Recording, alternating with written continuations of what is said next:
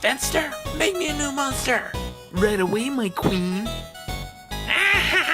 You are my new monster, and you will destroy the Power Rangers! But, how am I supposed to do that? Don't give me any back talk, just do it! Now grow!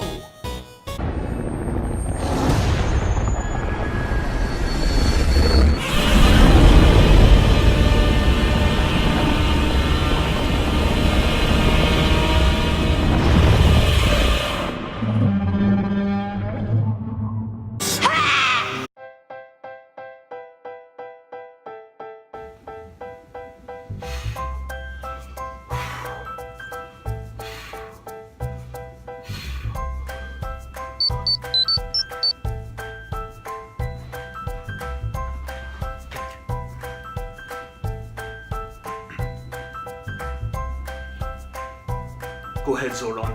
Robert, Rita Repulsa has sent her newest monster, Viral Shiba Inu Doggo, to attack the cardboard district of downtown Angel Grove. You must hurry. Millions of people could perish. Will do. It's morphin' time! Random dinosaur.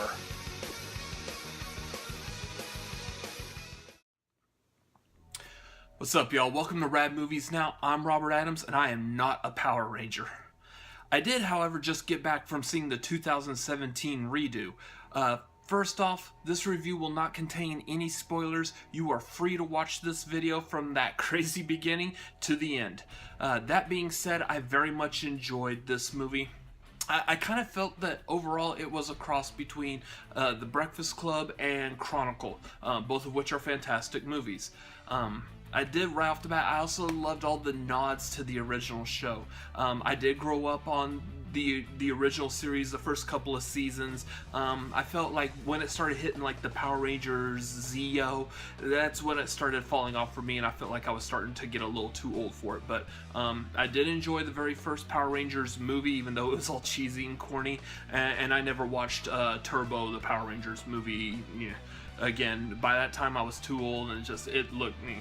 So, I did like the fact that it had some good nods to the original.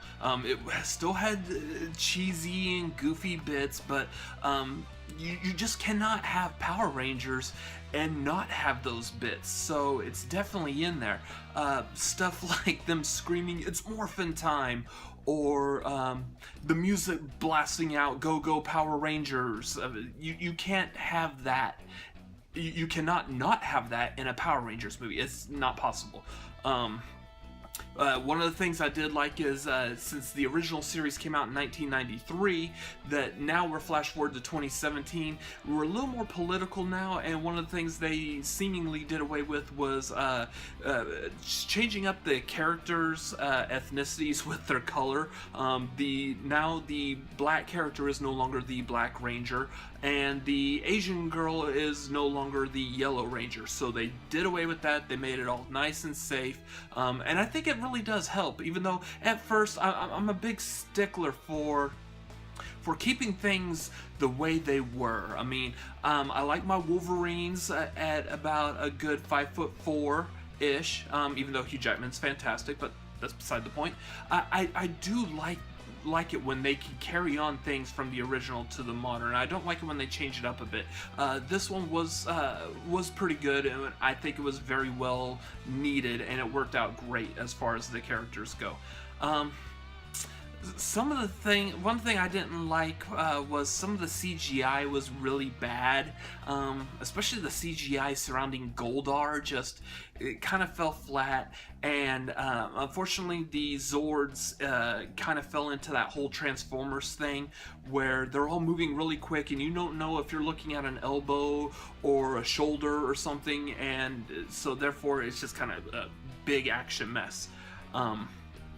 But I did like how the costumes on the Rangers, when it was CGI'd, looked fantastic, and I think the Wallow Zordon was amazing, even though it still kind of reminds everyone of one of those like pin things where you put your hand in and you see a hand.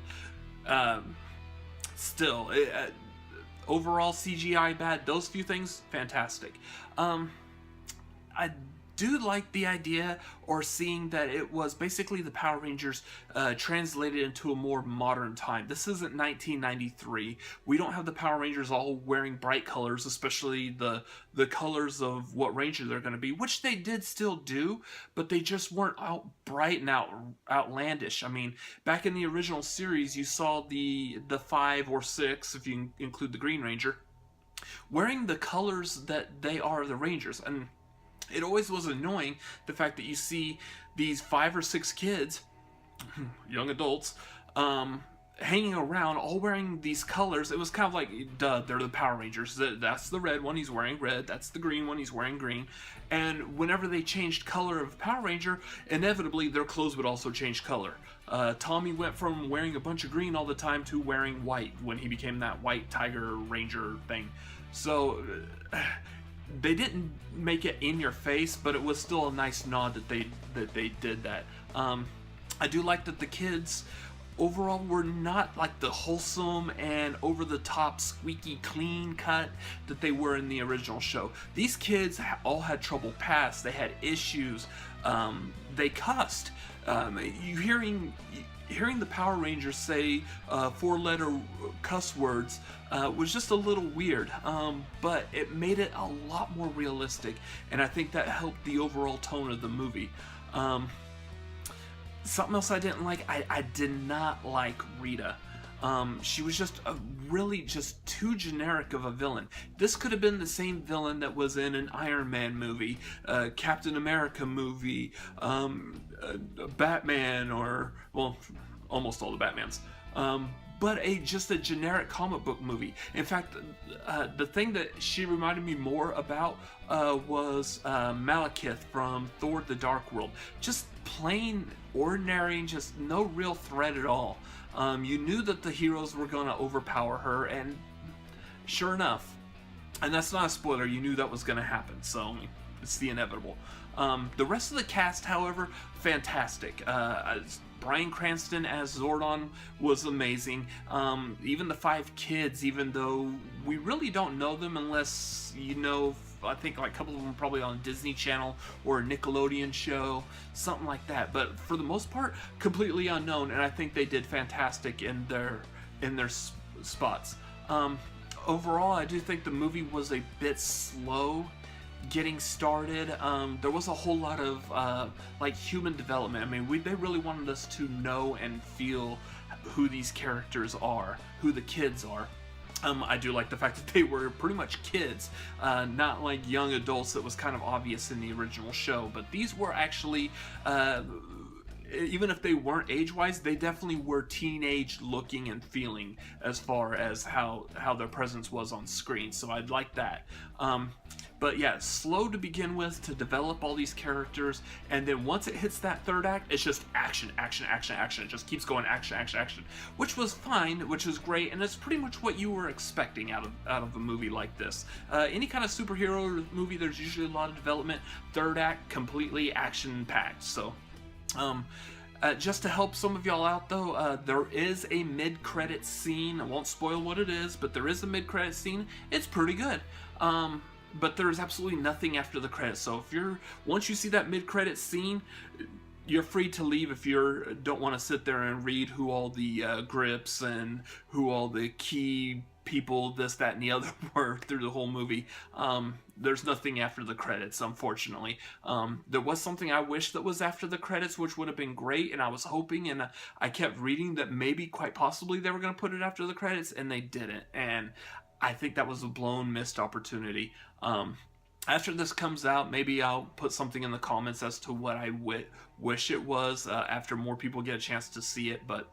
Anyways, so again, very much enjoyed this movie, and I can't wait for the inevitable sequel. Other than that, thank y'all for watching this. Once again, make sure you like, comment, subscribe, share. Make sure this gets out, because I would like it if more people saw this.